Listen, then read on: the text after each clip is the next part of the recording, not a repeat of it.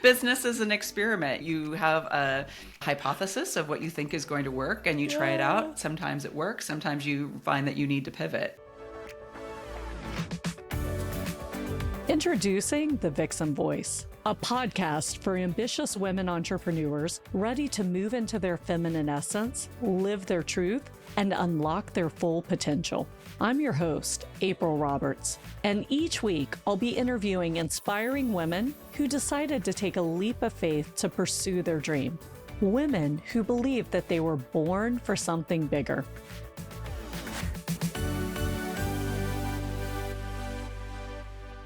Hey there, just popping in quickly. It's April Roberts, and I wanted to thank you for being a loyal listener of the Vixen Voice. It means so much to me. And because of that, we're going to be popping in these little announcements because I want you to be the first to know what's going on at the Vixen Gathering. So if you haven't done so yet, click the link below and check out the Vixen Founders Collective. The members who are already in are raving, and we would love to have you join us in the ultimate business consulting, networking, and personal growth community for Gen X female founders. See you there. Hi, and welcome back to another episode of the Vixen Voice. My guest today is very near and dear to my heart. She is Julie Fry, and she is the founder of Your Expert Guest, which is a podcast booking agency specializing in women who want to make an impact, but listen to this, not spend hours on social media. Anybody else in? I know all my clients would be. So, Julie, I'm so excited, and she's near and dear to my heart because Julie and her team helped me get all of my guesting appearances when I was first starting out. So I think I have 30 plus guesting appearances thanks to your team and so many relationships built from them. So Julie, this is so fun that I get to talk to you today. Welcome.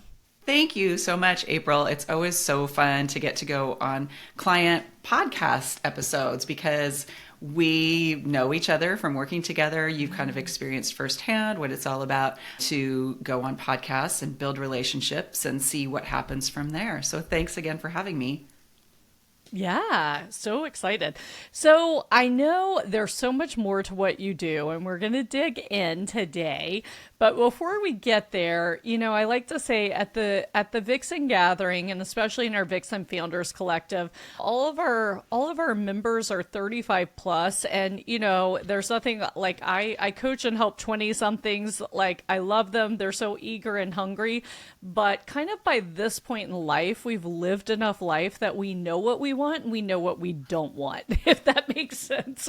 And so I love working with women who've had some life experience. We are multifaceted. We have so many parts that make up who we are. And so I'd love to hear from you. What do you think is a pivotal moment from your life that really helped faucet the amazing woman sitting here before us today? That's such a great question and very deep. So, and I love what you just said about, once we reach a certain point in our lives that we have better boundaries. We know what's important to us. I actually just went through a values exercise for our company and reviewed our existing values and made a few adjustments. But one of the new adjustments that came out of that was heck yes or heck no. So if you can't say to an opportunity or an invitation or, just anything when we're looking at podcasts for potential clients, is it a heck yes? Because if it's not, then it's a heck no. So I really try to use that as a guiding principle in my own life too. So as far as a pivotal moment of, what's shaped me, I would say it's kind of twofold. So pandemic was a very big impact, a big impactful event for so many of us. For me, I was going through a very deep depression due to menopause. I did not know that it was due to menopause because a lot of the doctors sort of don't correlate the two. So once I came out of that, it was time to really go slow and figure out what I wanted to do next so that I didn't burn myself out again. And I reflected on what really brought me joy and what comes naturally to me. And it was connecting people. So when I think about my previous career in business development and that most of my career has been relationship driven, I just sort of had this aha of my gift and my superpower is connecting people. So let me figure out a way to incorporate that into my professional work life. And as the pandemic started and I saw a need for a company like ours to connect, at that time it was speakers only, to podcasting or virtual events so they could maintain their visibility. That was really the genesis of where your expert guest came from. I love that. And I mean, you helped the speakers pivot and then it helped you pivot in your life too. And I love win-win situations. Yeah, No. 100%. So do I. That's amazing. I love your heck yes or heck no, and that you've added that to your company values. I did an interview earlier this morning, and she's a business coach, and she was talking about speed of decision making also often determines success. And I believe that too. I always like to coach my clients on decision making hacks. And one of the biggest I have is personal core values. And I'm like, do you know your personal core values? Like, it's great you have the company. And often if you're a solopreneur, your personal core values can be your company core values until you build a team, right? And then you want to bring them in so they have ownership. So it sounds exactly like the process you went through, finding out, I want to see what brings me joy and what comes natural to me. And I did that too in 2020. So it's really fascinating. So what's your next step when it comes to that? Like, you're connecting people, you pivoted since 2020. Obviously, you have a thriving business. I know you guys always have a wait list of people to work with you, but is there the next pivot or the next step, or is it more just doing more of what you do now? Like, what does the future look like? Yeah, so I think about this a lot. I'm in my mid 50s and I have a senior in high school and a sophomore in high school. So in a few years, we will probably have launched kids, fingers crossed. So I think a lot, my husband and I talk a lot about what we want our life to look like post kids going to college and graduating, and travel is a big part of it. And I am one of those quick start people. I have a million ideas. My friends jokingly call me the funstigator because I'm always trying to marry like a business idea and fun. One of my ideas of next chapter in my life is starting an adventure travel company for midlife women. Love it. So as far as what's next, I don't know.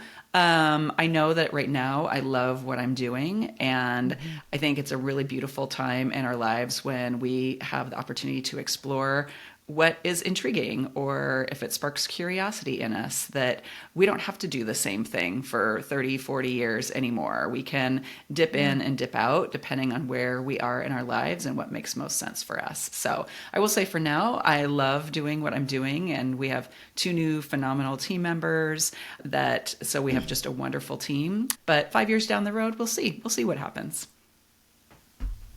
Awesome. I love it. So I know one thing you like to help your clients do is think through if they want to host a podcast or guest. And of course, when I met you, we were launching this podcast, so I wanted to do both. And I will say doing both does become a lot at some point if you have other jobs, right? So I'd love to hear your wisdom on hosting versus guesting, because it's so funny. A friend of mine was on a panel with me this morning, and she was like, you have me wanting a podcast again. And she's like finishing a book. I'm like, okay, let's put that on the shiny objects list for next year, because I coach her. But, so what is your wisdom when it comes to hosting versus guesting? It's really challenging because if you are already a podcast listener and you have those podcasts that you can't wait for the new episodes to drop week after week, you see and experience firsthand the power of a podcast, how it can really connect you to your listeners. The biggest challenge that new podcasts have is growing that audience. So unless you already have an established audience through your business or through social media, or you have a huge personal network, it becomes very much like you're talking into the void when you are in those early first 5, 10, 15, 20 episodes, because it is hard to get new listeners once you've exhausted your existing network. the benefit of podcast guesting first, when you are what I like to call pod curious, is that you have relatively low stakes. When you are just guesting, you are, number one, trying out the medium to see if you even like it. Number two, you're getting the benefit of getting in front of new audiences. So you are expanding your network just by going on shows. You're building your professional network by meeting new hosts. You get to share ideas, share networks, build that potential community for when you do launch your podcast. You can reach out to all the hosts where you've been a guest, say, yay, I've launched my podcast, just wanted to let you know about it. And there might be opportunities for swaps, for them to drive more interest to your podcast. So I just always suggest, when you're thinking about it, if you haven't already committed to your podcast, that guesting is a very kind of low stakes way to try it out. So that would be one of the biggest things to think about. Once you've guested and you've established that audience, you know this is a great medium, you've worked out your messaging, you know what your core pillars are going to be that you talk about on your podcast, then launch it. You've already kind of laid the foundation, so then you can just continue to grow.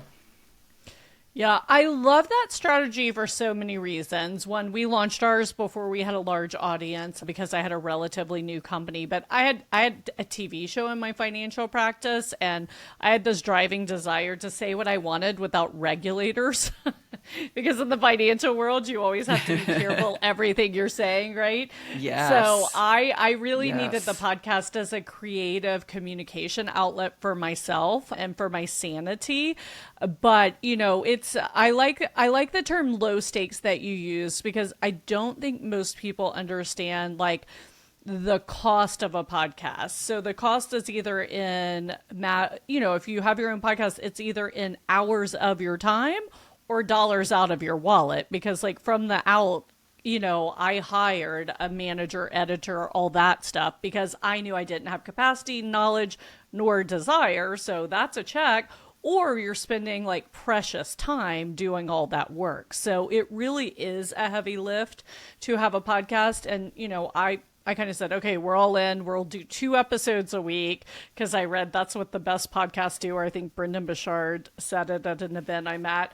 And, you really have to stay rigorous and keep your schedule organized. I mean, we were already recorded for months out. So it really is a full-time job. And because of that, we were able to go top 5% in less than a year. So we'll move up. But I mean, it's a labor of love. So I feel you. I think your strategy of guesting first, had I known that before I started, I probably would have gone that route. So in my naivety, I didn't know the difference. So it's super valuable that people meet you. Business is an experiment. You have a hypothesis of what you think is going to work, and you try it out. Sometimes it works. Sometimes you find that you need to pivot. So congratulations too on going 5% in the first year, and that you are continuing to produce a really amazing podcast. So you should feel phenomenal about that. Yeah, I'm lucky. I did all the inviting guests, etc., for a long time, and then it got taken off my plate. And it's one of those things where you're like, do I really want to delegate this? Because at first it was fun. It was like, who do I want to talk to? I'm just going to invite them on the podcast. Yeah. But honestly, since I delegated to Haley, we've had phenomenal guests. You reached out to me like, hey, let's do a podcast. I was like, oh, let me get you in touch with Haley. I don't handle that. Yeah, she's fabulous. Yeah, I agree. Yeah, so I love the strategy of guesting first. In fact, my friend talking to me, I'm going to suggest that to her. So you might have another referral coming your way right away. So I love that. Thanks, April. Yeah. No, it's my pleasure. What are the most benefits that you see your clients getting from the guesting strategy? And by the way, I just want to shout out, I love that you only work with women, because it is a little challenging to find women hosted podcasts out there. And that was really Wonderful. I mean, I went on some men's podcast and I had them on my podcast in return, but y'all did a really Mm-hmm. phenomenal job of finding female hosts for me to be in front of their audience Mm-hmm. and female audiences. So I love that you really kind of specialize in working with women. But what are the benefits that you find most of your clients really get, or what is your goal of benefits to get them from guesting? Yeah. And just to the piece about women, it was interesting because when we started, we did work with both men and women. But then at the end of 2022, I Mm-hmm. looked at our client base and who we had worked with over the past few years, and it was 90% women. And Mm. you are absolutely right. It is the podcasting space is underrepresented both in terms of women hosts and women guests. And so I just decided, let's go all in. And since we're already mostly serving women, let's just target all of our marketing towards amplifying women's voices. So we feel really good about that. But in terms of benefits, so it's been very, very diverse. And part of why I even started this business is because I saw firsthand the value of being a podcast guest in terms of it building relationships for me, generating referrals for my business, and then generating revenue. The first podcast I had ever been on was in 2014, and I was invited on by a brand new podcaster that I met at a conference. So we did the interview. And I was mostly just excited to be a guest on a podcast. I didn't do any of the things that you should do. I did not listen to the episodes before I went on. I didn't have a microphone, didn't have earbuds, didn't share the episode when it went live. So I made every mistake in the book. But fortunately, the host and I stayed in touch over the years. So I did do that one thing right. We stayed in touch. And we, at one point, joined each other's business communities. She's a business coach.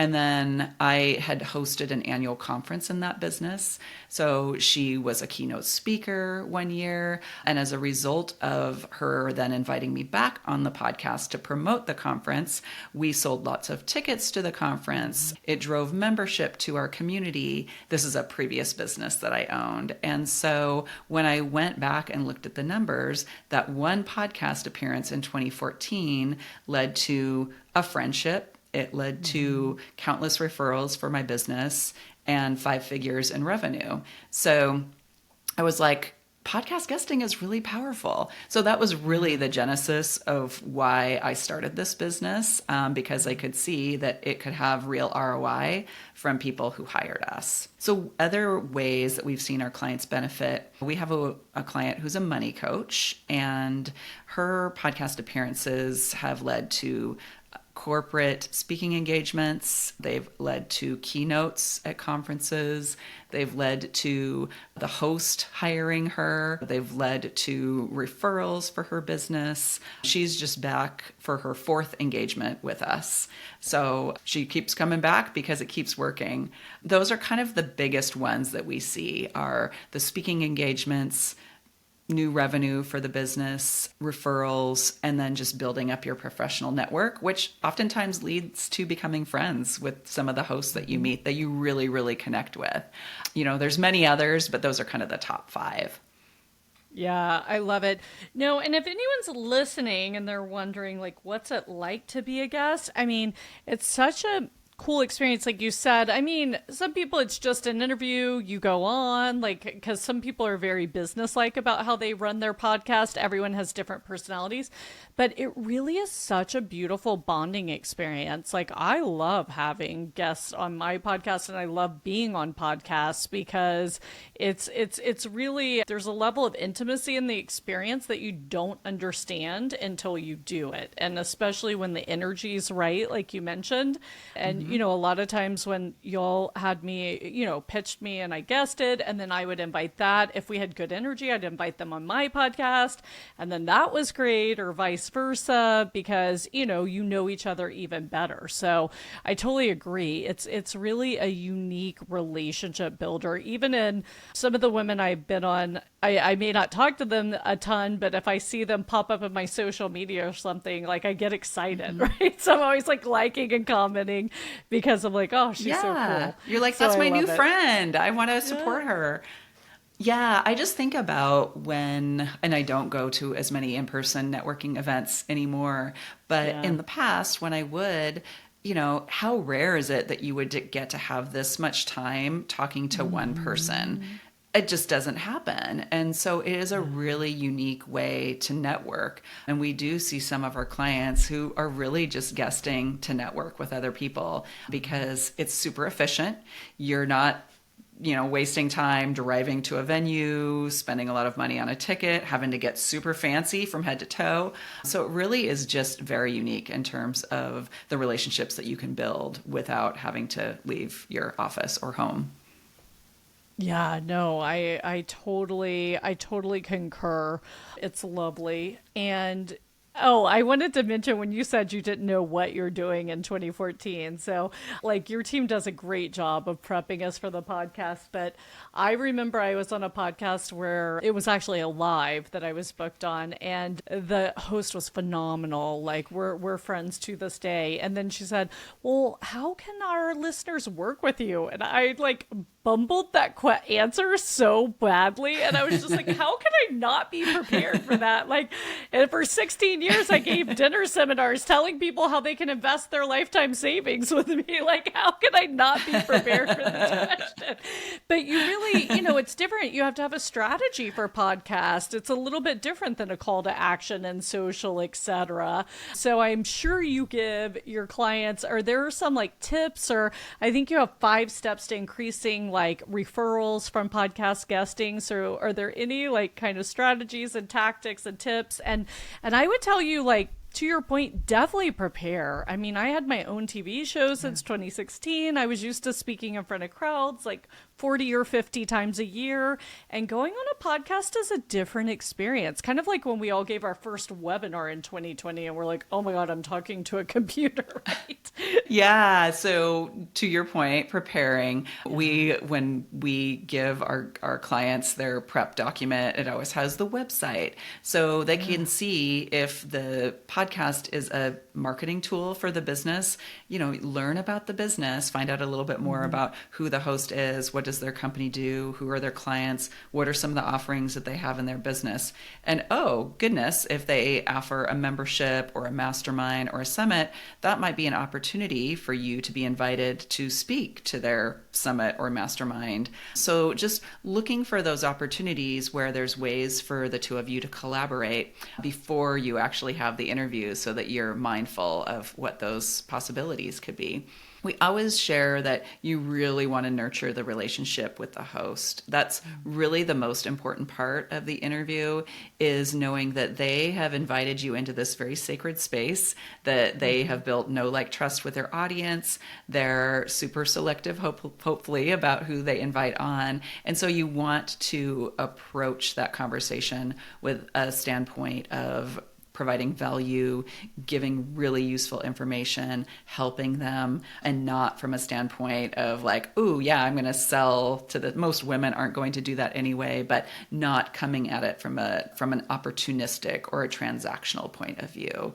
So I always like to ask about listeners of the podcast if Hmm. I'm not as familiar with who their audience is, or it's also an opportunity to just clarify or confirm who you think their audience is, because most podcast interviews will be more engaging if you're sharing stories that the listeners can relate to. So, for example, if you're going on an industry specific podcast for, say, interior designers and you're a business coach, then you'd want to share stories of other interior designers that you've worked with so that the listeners can relate to what you're saying. Say thank you. I mean, that's such a small thing that goes a long way. And there's a number of ways that you can thank a host. One is sharing the episode when it goes live, making sure that you tag the host on social media so that they know you're sharing it. Get creative. You can share it in your email newsletter. We have a client who does a really great job of this. She tells kind of an authentic personal story that connects to her podcast interview, and she does a dedicated solo email where she mentions the podcast episode. You can thank them by giving them a 5-star rating and review. It's very difficult to get those, as you probably know, Hmm. April. So anytime you can go out of your way to support the host and give that review, they really, really appreciate it. And then just a nice card in the mail, a little gift card, or if you have some branded gifty type items, you could send those to the host too, but just something to show the host how much you appreciate them opening up their audience to you. And then lastly, stay in touch with the host because you just never know what's going to happen down the road. You might have a conversation with somebody now, and then the host sends you a referral 2 years later. I like to try to check in with hosts where I've been a guest at least twice a year. So I'll reach out, just checking in, curious what's going on in your business. Do you have anything new or anything that you're excited about that you're working on? Hey, if you have time, I'd love to hop on a call. So just something like that that allows you to continue to nurture those relationships that you're building. Yeah, I love that. And especially, because you work with women guests and usually it's female hosts, like just building the circle of women is so important. And you do that through social media, you do that through podcasting, you do that through supporting other women. I think it's incredibly valuable in our Vixen Founders Collective. I mean, originally I started it as obviously business coaching, but like group coaching, and I was like, oh, we're doing personal development because I'm a certified high performance coach. But then I was like, no, I really want a networking aspect here because you have beautiful bios, right? You can check out what each other does. It's not like a cold DM on LinkedIn, even though I've met amazing people through cold DMs. And it's just gotten so powerful. It's now like almost like a coalition of networking because these are women that every week you're speaking to and going through the ups and downs Yeah. of business with, and it's so powerful. I can't even explain it. So I love that you're really recommending to nurture that relationship with the host. And I like to do that, it's like pre, during, and post. Like, what does this look like, right? And you said, as you said, it can be as simple as a thank you note. And y'all were really great. You were always like, go rate and review. So I would rate and review and subscribe to every podcast. And, those things are important to we podcasters. Like, They we are. super value that. Yeah, like you said, it's a labor of love. And so anything you can do to just show your appreciation, it goes a long, long way. Yeah, I love it. So, Julie, tell me, in your business right now, what do you feel? I know everything's going amazing, you guys are thriving, but is there any part that maybe you've hit a ceiling of complexity that you're trying to figure out? Okay, what does this look like going forward? Or that you've hit recently? Yeah, so this summer, and I think just leading up to the election, I would say that I'm hearing this a lot from other agency owners that people are just slower or more hesitant to make a decision or a commitment. We had a spell this summer, like May, June, July, where for whatever reason, we seem to have a lot of clients who start at the same time and then they'll roll off at the same time. And so we had a season where a lot of clients rolled off at one time and we didn't have a lot in the pipeline. So for the first time ever, I had been like, oh gosh, I need to make sure that I have enough clients to keep my team busy and make sure that they're meeting their income goals. So Yeah. that was really challenging. And it was sort of a wake up call of the importance of marketing all the time. You need to always be marketing. And so what came out of that for me is I realized that I kind of needed to walk my talk and pitch myself to podcasts and speaking opportunities. And so I had started doing that with a goal of being on 2 podcasts a month. And so I'm happy to say that I have been doing that. And it's been really fun to look at my calendar and see, like, oh, I've got all of these interviews and a speaking engagement. And so I'm excited to see what comes as a result of that. They're now starting to go live. But yeah, I would say that when you're in sort of an agency business, that when you're busy managing your clients and managing your team and making sure that everything's working and that you take your eye off the ball of making sure that your client pipeline is full. And this was really the first time that I had experienced that. So it was a really big wake up call. Yeah. Well, and I see it happens to business owners usually following a very busy season where, they had so much business, they were really just trying to stay afloat, like to serve everyone properly.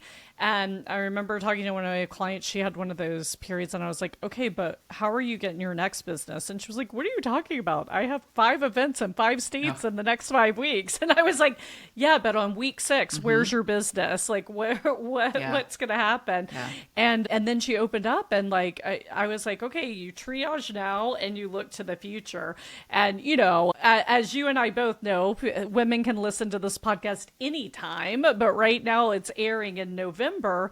And I think this is an important message this time of year, because I can't believe how many people think December, oh, nobody wants to do business. And it's like, well, if you're not doing anything to sow seeds in December, come January, you're going to be scrambling and figuring out, okay, where does the business go? yeah. So thank you for sharing that, because I'm a huge proponent when people are like, when's the slow season in your business? And I'm like, my goal is there's no slow season. Like, you have to leverage your Yeah, time. yeah, that's a wonderful goal. Yeah. But it's interesting when you say people onboard and offboard at the same time. I noticed this as a financial advisor because, I had masterminds and I had friends across the country. And one of my best friends was in Oregon, very close to you, another good friend in the Seattle area.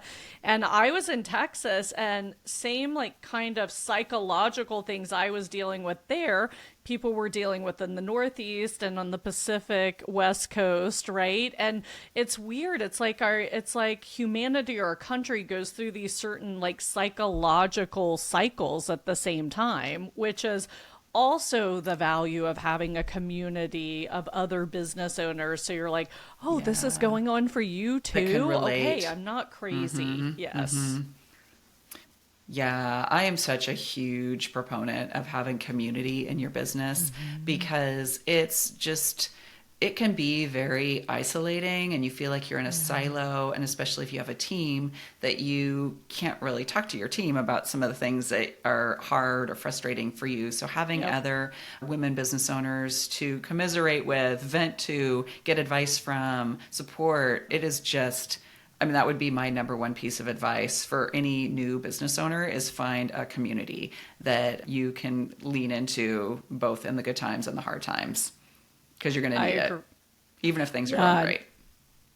No, I agree. People ask me all the time, like, why did you start with masterminds and coaching and now I've rolled it into my collective? And I was like, because as an entrepreneur since like 2012, I've been in masterminds and I feel like they help me keep my sanity. I really can be like, Yeah, this was a totally. huge reason I was able to keep my sanity through everything because, I was also, I mean, dated people, but I was a single female all that time, divorced. So you really need that community around you.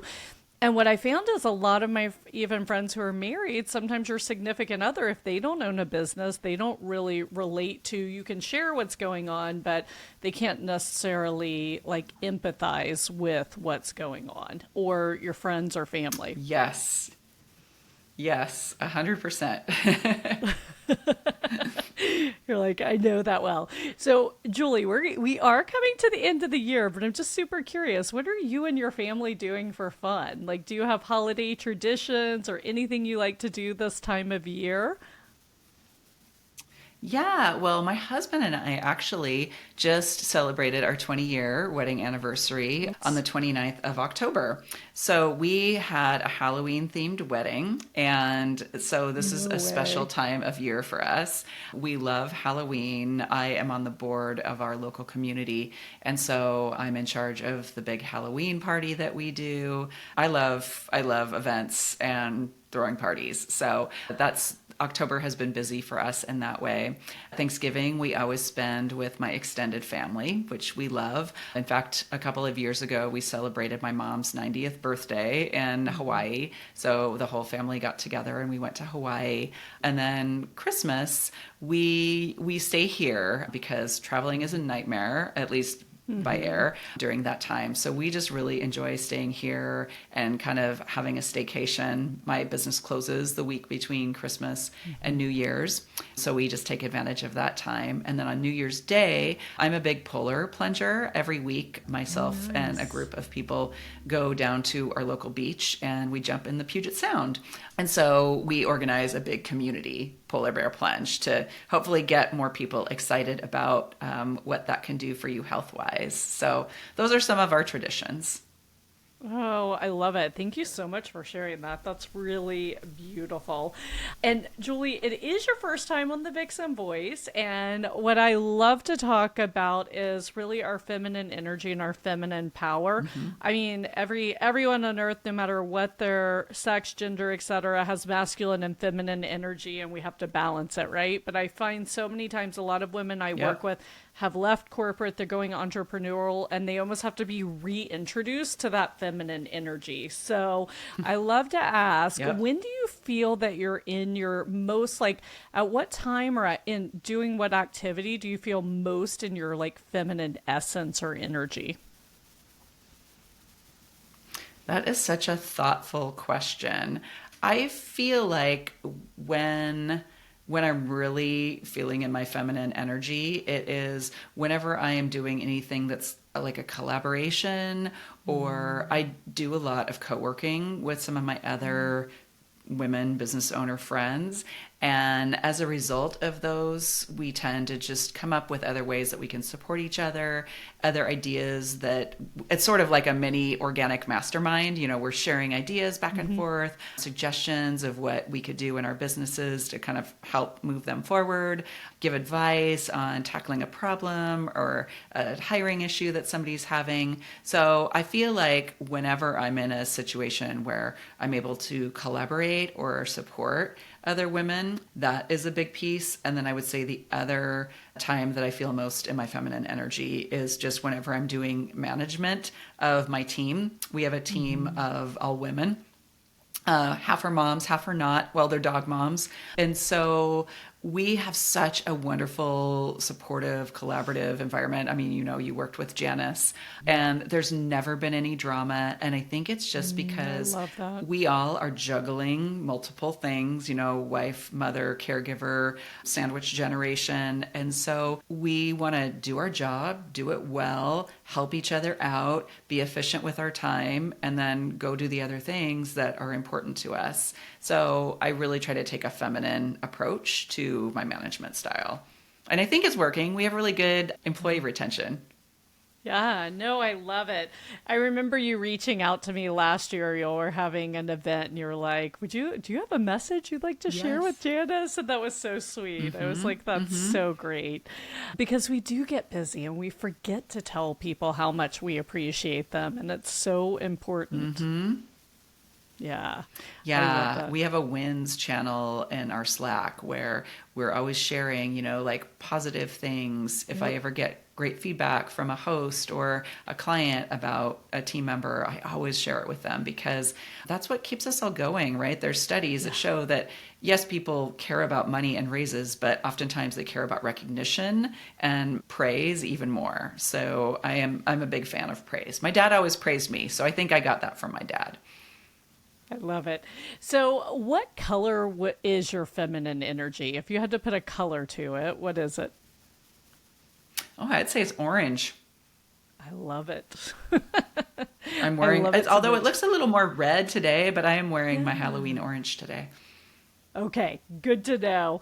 Yeah, I love asking that question because I've heard orange, black, pink, right? So it just shows how we women are all so different and there's so many different facets of us. So I love it. Before we wrap up, Julie, is there anything else you'd like to share with our listeners?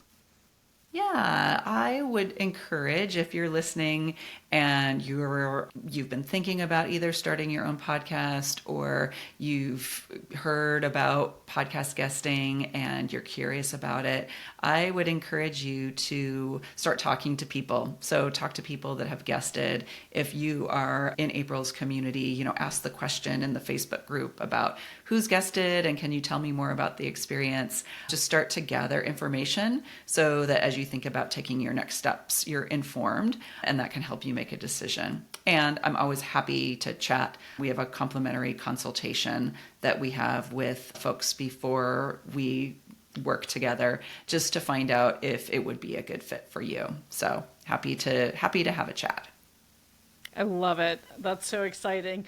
Yeah, I'm thinking back to your strategy of guesting before hosting, and I really like that because it also, if you haven't done much, it gets you very comfortable with the format, right? So there are many benefits to the guesting before hosting. So I really, really love that idea. Well, Julie, today was so fun. The tables are a little turned. Every time I talk to you, you're usually questioning me. Like, I know, I'm the one asking you all the questions. questions. So this was really fun. I loved it. And it was really nice to have this time with you too.